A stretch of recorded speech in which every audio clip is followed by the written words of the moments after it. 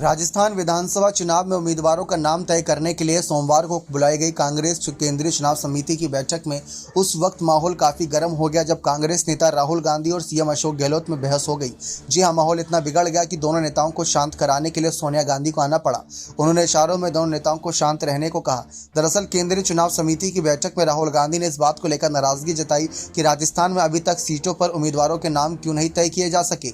उन्होंने गहलोत से कहा कि आप 3 महीने पहले कह रहे थे कि हमारी सरकार के खिलाफ नाराजगी नहीं बल्कि कुछ विधायकों के खिलाफ नाराजगी है, और आज आप कह रहे हैं कि उनका विकल्प नहीं है, तो फिर आपने उन सीटों पर दूसरी पंक्ति का नेतृत्व क्यों नहीं खड़ा किया। इस पर गहलोत ने भी आवाज थोड़ी ऊंची कर जवाब देना शुरू कर दिया। केंद्रीय चुनाव समिति की बैठक का माहौल गर्माता देख सोनिया गांधी ने गहलोत से धीरे बोलने और इशारों में राहुल से शांत रहने को कहा। कांग्रेस सूत्रों के मुताबिक सोमवार को हुई बैठक में 65 से 70 उम्मीदवारों का नाम तय कर लिया गया, जबकि बाकी 35 नामों के लिए कल दोपहर फिर बैठक बुलाई जाएगी। बता दें कि कांग्रेस पहले 3 सूचियों में 200 में से 95 नामों की घोषणा कर चुकी है। राजस्थान विधानसभा चुनाव में टिकट कटने के फॉर्मूले का विरोध सचिन पायलट और गहलोत दोनों ही कर रहे हैं।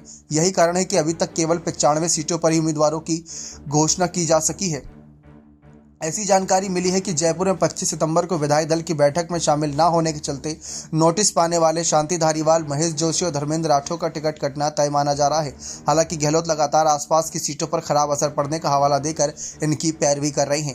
अशोक गहलोत की यह भी कोशिश है कि जिन सीटों पर विकल्प दिखाने के लिए कांग्रेस पार्टी ने कहा था, उन सीटों पर कांग्रेस के सामने उन्होंने विकल्प ही प्रस्तुत नहीं किया। यानी कि मान लें कि एक सीट पर जो गहलोत के समर्थक नेताओं में से एक थे और जिन्होंने 2022 सितंबर के महीने में जब बैठक बुलाई गई थी तब इनकार कर दिया था और इस्तीफा देने की घोषणा कर दी थी, तो उस एक विधायक की जगह किसी और वफादार विधायक को, किसी और नए चेहरे को मौका देने के लिए कहा गया था गहलोत से। लेकिन गहलोत ने कांग्रेस आलाकमान के सामने कोई और चेहरा विकल्प के तौर पर रखा ही नहीं।